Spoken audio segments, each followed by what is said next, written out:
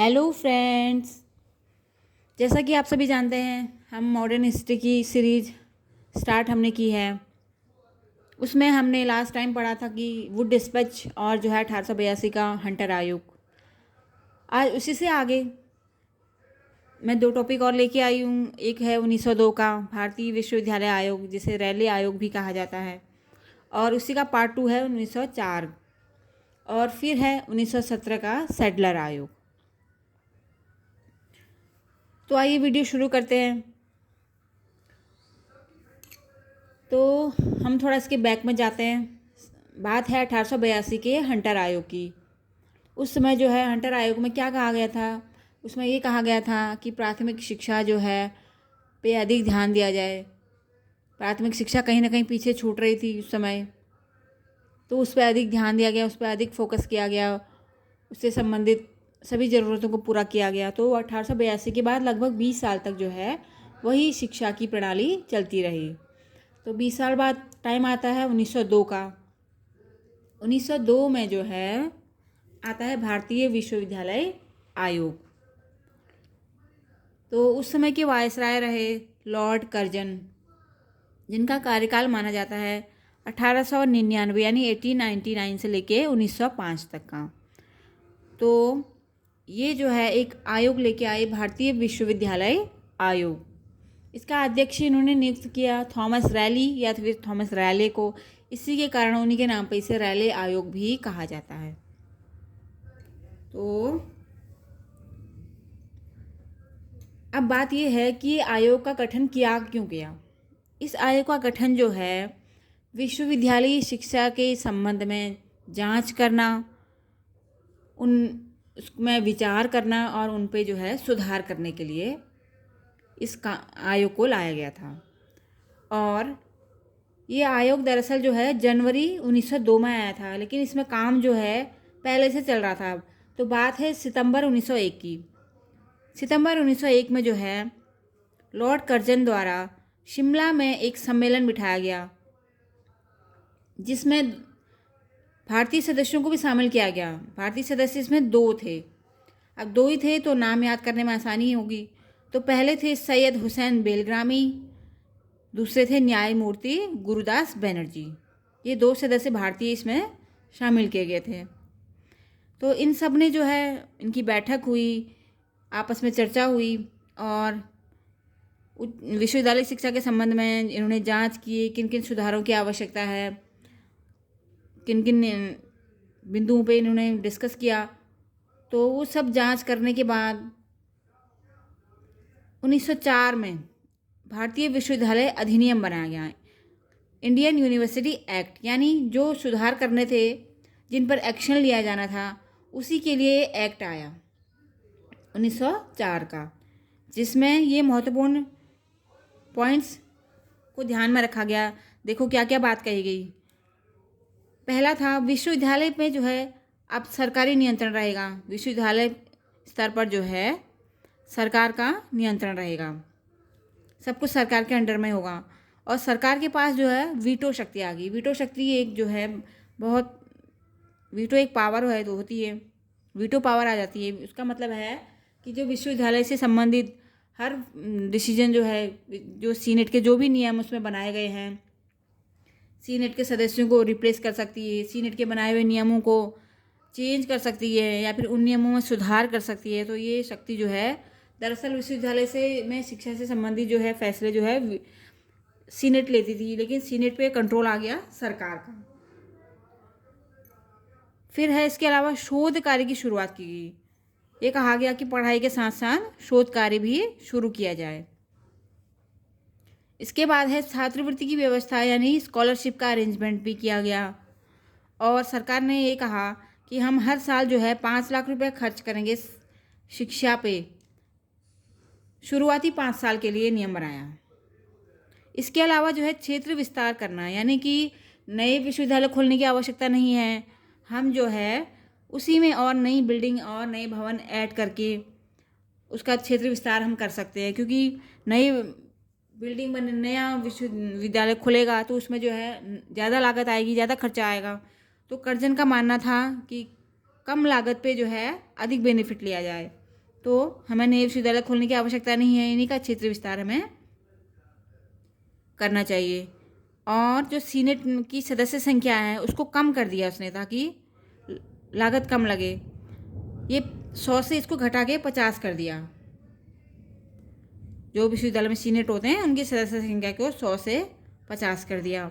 और इसके अलावा जो है प्रयोगशालाएं बनवाई इसने, पुस्तकालय बनवाने के प्रावधान रखे। प्रयोगशालाओं बनवाने का और पुस्तकालय बनवाने के प्रावधान इसने रखे। इसमें इन बातों पे चर्चा की गई। इसके अलावा जो है पाठ्यक्रम और शिक्षण में जो है सुधार की बात कही गई। पाठ्यक्रम में परिवर्तन होना चाहिए और शिक्षण में जो है सुधार किया जाना चाहिए। तो ये पॉइंट्स रखे गए थे। इसमें जो है केवल विश्वविद्यालय स्तर की शिक्षा पर ही बात की गई है। तो इससे क्या हुआ, जिस तरह से वीटो पावर आ गई सरकार के पास, इससे क्या हुआ, इसका क्या प्रभाव पड़ा इस आयोग का। जनता ने इसकी कड़ी आलोचना की, क्योंकि जनता के अधिकार सब खत्म हो गए इससे। वो अपनी इच्छा से कुछ कर ही नहीं सकती थी। इसके अलावा जो है गोपाल कृष्ण गोखले ने भी इसको जो कहा कि ये शिक्षा के उन्नति की ओर नहीं ले जा रहा है, ये इसके प्रतिगामी उपायों को दिखा रहा है। ये शिक्षा को जो है पीछे ले जाने का काम कर रही है। इसके प्रतिगामी उपाय इस आयोग का नाम दिया इन्होंने। अगर ओवरऑल कंक्लूजन देखा जाए तो लॉर्ड कर्जन का उद्देश्य भारतीयों को शिक्षित करने का, उनकी आगे बढ़ाने का बिल्कुल नहीं था। वो जो है भारतीयों में पनप रही जो राष्ट्रवाद की भावना थी, वो उसे कुचलने का इसने एक प्रयास किया। फिर क्या हुआ, इतने तो किया इसने, जनता की आलोचना की भी इसने कोई परवाह नहीं की। इसने ये नियम आयोग लागू किया, ये नियम सब इसने लागू किए। इसके अलावा जाते जाते 1905 तक में इसने क्या किया, बंगाल का विभाजन कर दिया। तो फिर क्या हुआ, बंगाल विभाजन के बाद जो है स्वदेशी मूवमेंट आया। तो भारतीयों ने ही जो है अब सब अपना जो है राष्ट्रीय शिक्षा परिषद एक स्थापना की, NEC की, नेशनल एजुकेशन काउंसिल की स्थापना की। और रविंद्रनाथ टैगोर ने क्या किया, बंगाल में एक शांति निकेतन, मतलब भारतीय संस्कृति के प्रचार प्रसार के लिए स्वदेशी मूवमेंट के तहत ही जो है शांति निकेतन की स्थापना की बंगाल में। तो ये था 1902 का और 1904 का जो है भारतीय विश्वविद्यालय आयोग और भारतीय विश्वविद्यालय अधिनियम। इसके बाद आगे बढ़ते हैं। आगे हम बात करेंगे 1917 का सैडलर आयोग। ये जो 1917 का सैडलर आयोग है, इसने जो है जो ये 1902 और 4 में जो लॉर्ड कर्जन की जो नीति थी, इसकी इसने जो है कड़ी आलोचना की। इसने कहा कि अगर आप उच्च शिक्षा के स्तर में सुधार करना चाहते हैं तो आप माध्यमिक शिक्षा को स्किप नहीं कर सकते हैं। आप माध्यमिक शिक्षा को अनदेखा नहीं कर सकते, उसके बिना आप आगे नहीं बढ़ सकते हैं। आप खाली उच्च शिक्षा पे फोकस करेंगे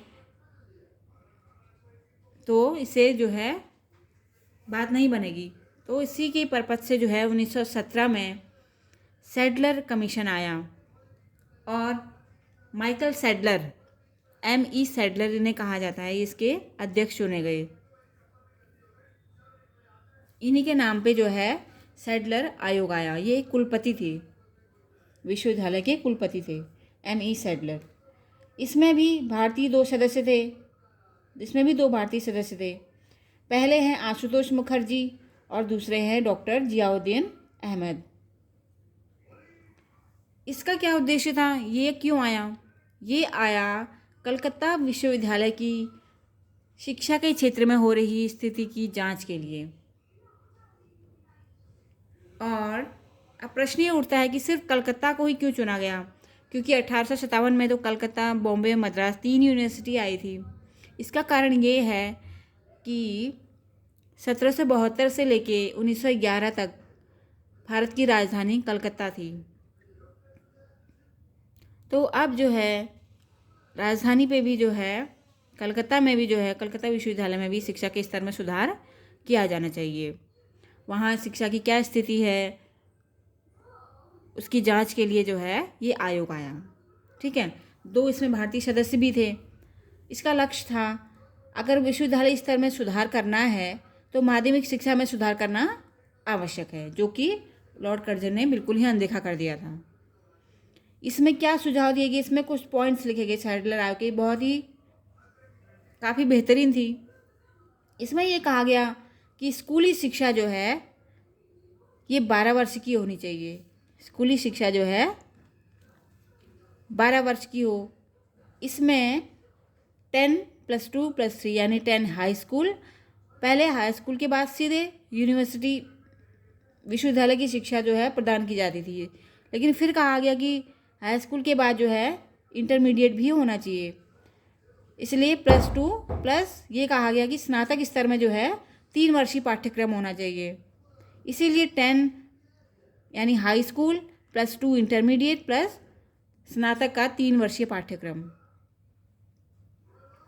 ये एक बहुत अच्छी शिक्षा नीति थी। इसके अलावा 2 तरह के पाठ्यक्रम चलाए गए। एक ऑनर्स कोर्स चला गया जिसमें किसी स्पेसिफिक सब्जेक्ट पे आप अध्ययन कर सकते हैं, और ये जो है जो रेगुलर बेसिस पे होता है पास कोर्स, ये चला गया। इसके अलावा महिला शिक्षा पे ध्यान दिया गया और व्यावसायिक शिक्षा पे ध्यान दिया गया, जो कि पिछले आयोग में बिल्कुल भी इस पे ध्यान चर्चा की ही नहीं गई थी। फिर आता है 1919। ये सैडलर आयोग जो है 1917 से 1919 तक चला था, और जाते जाते इसमें क्या हुआ, शिक्षा का जो है प्रांतीकरण कर दिया गया। सरकार का कंट्रोल इस पर काफ़ी कम कर दिया गया, और ये कहा गया कि शिक्षा को जो है प्रांतों में शिक्षा का प्रांतीकरण कर दिया जाए, और हर एक प्रांतपति को शिक्षा के क्षेत्र में काम करने का अवसर दिया जाए। प्रांतपति पे ही छोड़ दिया जाए कि शिक्षा जो है शिक्षा व्यवस्था को वही संभाले, और सरकार का कंट्रोल उस पर से काफ़ी कम कर दिया गया। और एक बात और कही गई, जो विश्वविद्यालय के जो नियम कानून हैं उसे उतने ही ज़्यादा कठोर ना रखे जाएं, उतने ही करें जितने में अनुशासन बना रहे, बहुत ज़्यादा कठोर नहीं होने चाहिए। और इस आयोग का क्या प्रभाव पड़ा, इस आयोग का ये बहुत अच्छा प्रभाव पड़ा कि बहुत सारे विश्वविद्यालय खोले गए। जैसे इसमें है एक यूपी में जो है बोर्ड ऑफ सेकेंडरी एजुकेशन खोला गया था, BSE board of secondary education, ये खोला गया था। इसके अलावा बहुत सारी यूनिवर्सिटीज़ खोली गई, जैसे 1916 पढ़ लेते हैं। 1916 में जो है बनारस विश्वविद्यालय खोला गया, मैसूर विश्वविद्यालय खोला गया, जो BHU है बनारस विश्वविद्यालय मदन मोहन मालवीय द्वारा। फिर आता है 1918 में उस्मानिया विश्वविद्यालय खोला गया था। इसका माध्यम जो है यहाँ पे शिक्षा का माध्यम उर्दू भाषा रखा गया था। इसके अलावा 18 के बाद आता है 1920 में अलीगढ़ मुस्लिम विश्वविद्यालय खोला गया था। फिर आता है लास्ट 1921 में लखनऊ विश्वविद्यालय खोला गया। तो ये एक बहुत ही अच्छी प्रणाली थी, बहुत ही अच्छी शिक्षा नीति थी। इसमें जो है बहुत अच्छी अच्छी बातें कही गई, माध्यमिक शिक्षा से रिलेटेड भी इसमें बात की गई। और तो इस सैडलर आयोग यहीं पे समाप्त होता है। इसके बाद एक छोटा सा टॉपिक है, यह है 1925 का इंटर यूनिवर्सिटी बोर्ड, IUB। इसे कहते हैं अंतर विश्वविद्यालय संगठन, जिसका नाम बाद में जो है पड़ गया भारतीय विश्वविद्यालय संघ। ठीक है, ये इसलिए बनाया गया था कि ताकि जो डिग्री और डिप्लोमा है ना, जो आजकल भी दिए जाते हैं, इनको मान्यता देने के लिए, ताकि हम आगे जाके हायर यूनिवर्सिटी लेवल पे जो आगे हम कुछ करना चाहें तो डिग्री और डिप्लोमा जो है यही देती थी। तो इन्होंने ये शुरू किया था, जो आज तक भी चला आ रहा है। और ये जो 10+2+3 है ये भी चला आ रहा है, ऑनर्स कोर्स है ये भी चला आ रहा है। तो सैडलर आयोग में बहुत सारी बातें कही गई जो आज तक चल रही हैं। तो इस आयोग को बहुत ही बेहतरीन आयोग माना गया है।